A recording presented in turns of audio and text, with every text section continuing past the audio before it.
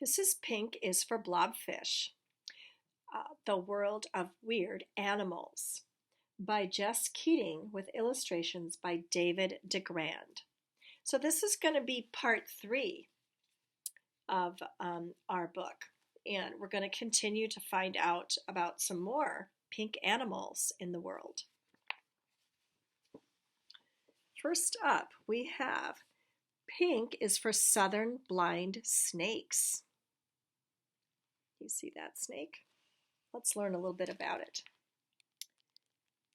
Although this creature looks like an earthworm, you won't find it in your backyard, unless your backyard is in Australia, that is. Southern blind snakes use their thick skulls and hard scales to burrow deep into the earth, slithering through the soil to find food.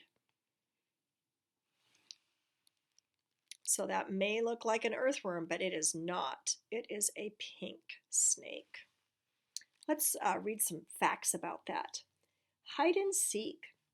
Some animals are so good at hiding, they aren't seen for decades, no matter how hard scientists look. In 1905, a new species of blind snake was discovered in Madagascar. It would be 100 years before scientists found another of its kind. Despite their name, blind snakes aren't actually blind, but they are negatively phototaxic. This is a fancy way of saying they avoid light, which might be why they're such great hiders. Well, that was a hard word. Negatively phototaxic, meaning they try very hard at avoiding light.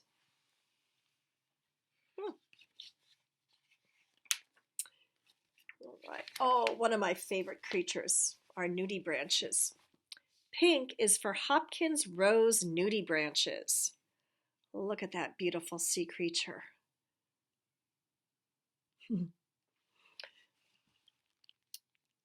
Hopkins rose nudibranch is one of the pinkest creatures in the ocean.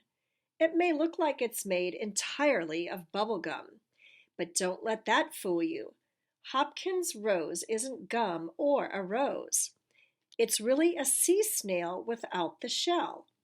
Instead, it has several finger-like projections that wave freely in the ocean current. So those spiky things here are the finger-like projections that flow freely in the ocean. Let's read a fun fact. Plenty of nudibranches in the sea. Like many species of snails, nudibranches are hermaphroditic. Hermaphroditic. That's another hard word. Oh, we call those kryptonite words. This means they have both male and female organs and can mate with any mature nudibranch of their species.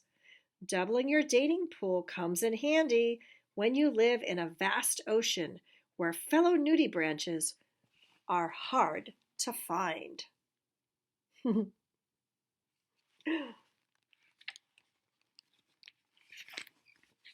What's this one? Pink is for naked mole rats. Look at that guy. He looks pretty tiny, doesn't he? Let's find out how big he is. The pink mole rat is 3 to 4 inches long, with a tail up to 3 inches long also. Oh, so that means his tail and his body are about the same length.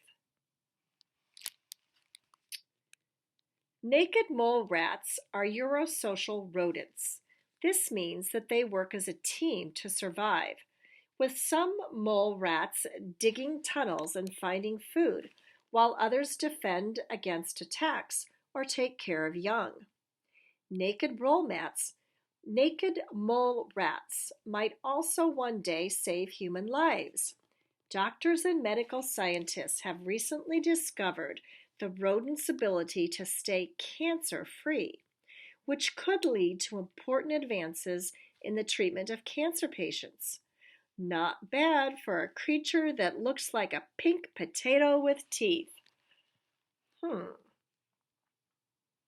He does kind of look like a pink potato, and look at his teeth at the very front, sticking up there.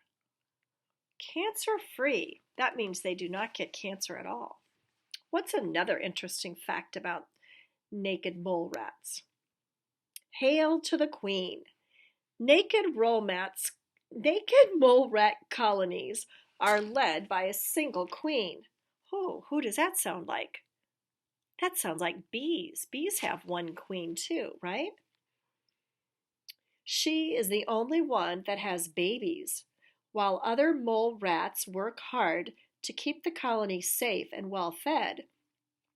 Naked mole rats are also talented architects, building elaborate homes with special chambers, including a toilet, a nursery, and even a pantry for storing food.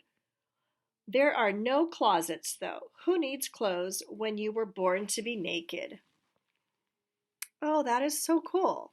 So the mole rat is the only Euro rodent. It's a Eurosocial rodent that works together, like bees work together, and they specialize.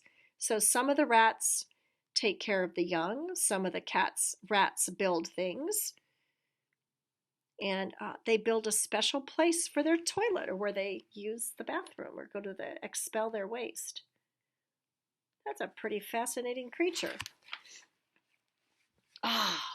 Pink is for pink sea stars. Look at that beautiful sea star. Pink sea stars have hundreds of sticky tube feet on their arms, allowing them to cling to rocks on the ocean floor while they search for prey. They also have another trick up their sleeve, or arm, when it comes to feeding. If a sea star comes across prey that is too big to fit in its mouth, it will stick its stomach out through its mouth, wrap it around its meal, digest it, and then draw the goopy, digested mess back into its body.